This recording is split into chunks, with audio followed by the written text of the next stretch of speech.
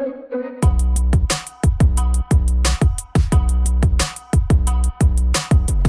ไปลวกนะคะเอามันไก่ออกไปก่อนไก่ลงไปที่ไหนเดี๋ยวรอให้หมอห่อนแป๊บนึงนะคะ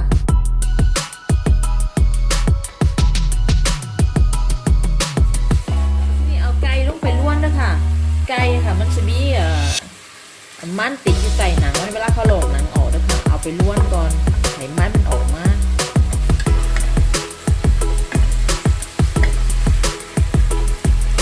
เครื่องปรุงที่เขาต้องใส่นะคะมีใบกระว่านมีเครื่องเทศนะคะเครื่องเทศมันให้หัว4อย่างได้หั่นนะคะมีผงเม็ดผักชีเนาะค่ะแล้วก็ผงขมิ้น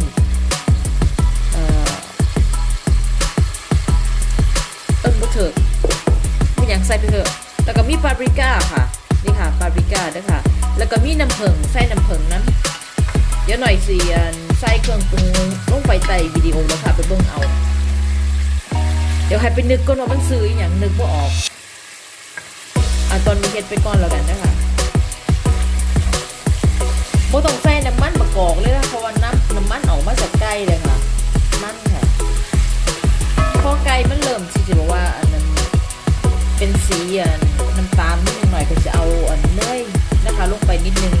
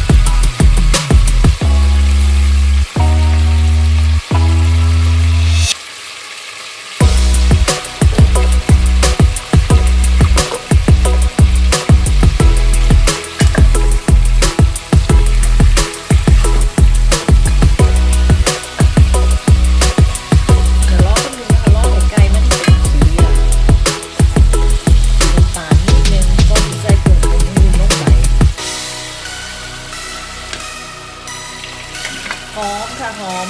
กินหอมเนยค่ะโมกาใกล้เริ่มจะเป็นสีน้ำตาลแล้วเดี๋ยวเขาสีหนองใส่เครื่องปรุงอย่างอื่นลงไปนะคะกระเทียมนะคะเดี๋ยวเขาหั่นไว้เอาลงมาผัดเลยนะคะเอากระเทียมลงไปผัด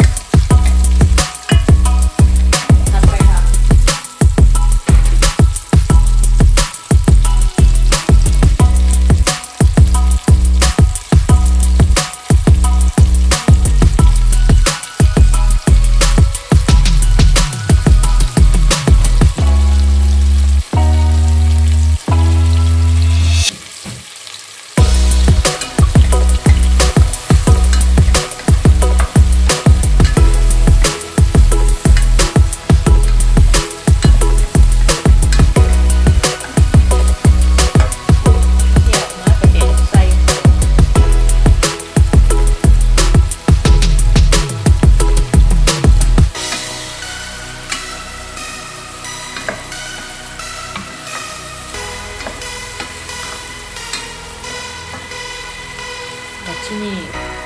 เอาเครื่องเทศนะคะภาษาอังกฤษมันบอกว่าfour spice นะคะเอาใส่ไปประมาณ1 ช้อนชาค่ะเด้อค่ะ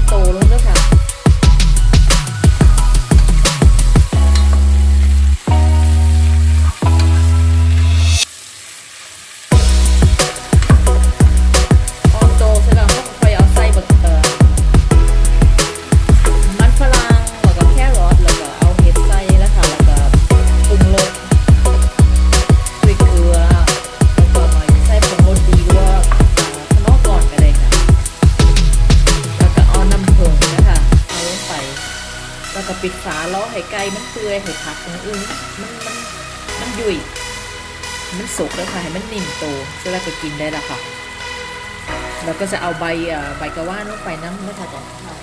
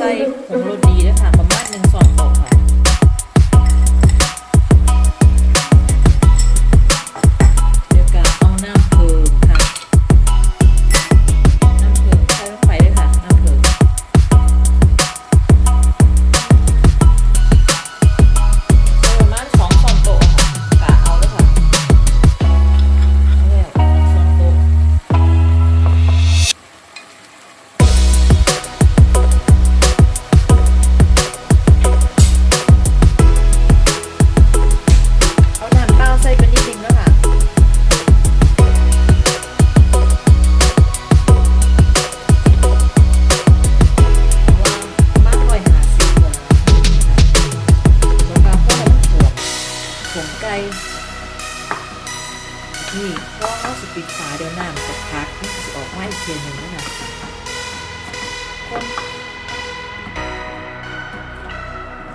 คนค่ะแล้วก็เอาใบกระว่านใส่ลงไปด้วยค่ะแล้วก็ปิดฝาใส่ลงประมาณ1 2